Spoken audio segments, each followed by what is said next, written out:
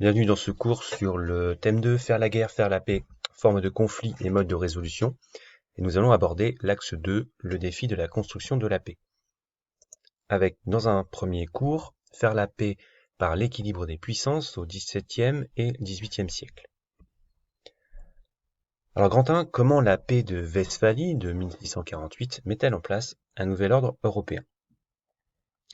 Les traités de Westphalie, conclus en 1648 à l'issue de la guerre de 30 ans, jouent un rôle essentiel dans l'organisation d'un nouvel ordre européen. Ces traités ont des répercussions durables sur la structure politique de l'Europe et jettent les bases du système international moderne.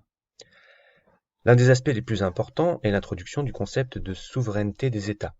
Ces traités reconnaissent l'indépendance politique et la souveraineté de nombreux États européens, mettant ainsi fin à la domination religieuse et politique du Saint-Empire romain germanique et établissant un système d'États souverains et égaux. Ils établissent également le principe de non-ingérence dans les affaires intérieures des autres États. Cela signifie que les États européens doivent respecter la souveraineté des autres nations et de ne pas intervenir dans leurs affaires internes, que ce soit sur le plan religieux ou politique.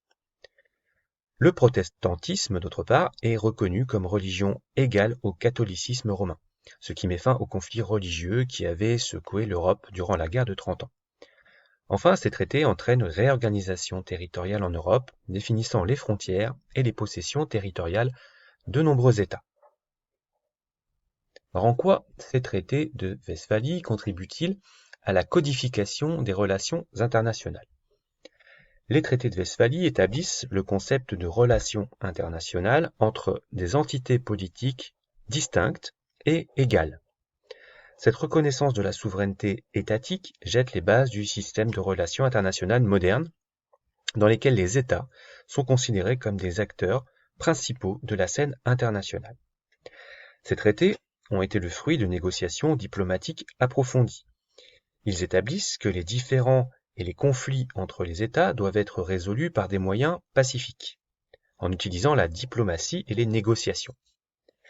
Cette approche a renforcé l'idée d'une pratique régulière de la diplomatie comme moyen privilégié de régler les différends internationaux.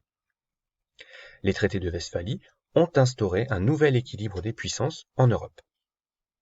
En reconnaissant de nombreux États indépendants et en les plaçant sur un pied d'égalité, ces traités ont favorisé un système dans lequel les États cherchaient à maintenir un équilibre entre leurs forces et à s'engager dans des alliances pour éviter une prédominance excessive d'une seule puissance.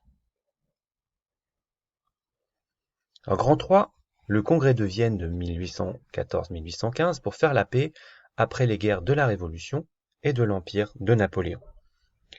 La Révolution française et les guerres napoléoniennes entre 1792 et 1815 marquent une rupture significative dans l'équilibre westphalien. La France entreprend des conquêtes de territoires qui bouleversent l'équilibre des puissances. Après la chute de Napoléon, les dirigeants européens se sont réunis lors du Congrès de Vienne en 1814 et 1815 pour rétablir l'ordre en Europe sur les principes westphaliens.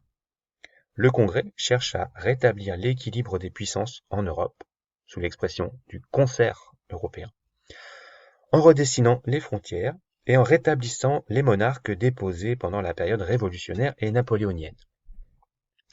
Ils parviennent ainsi à remettre en place un système diplomatique qui fonctionne durant une grande partie du XIXe siècle.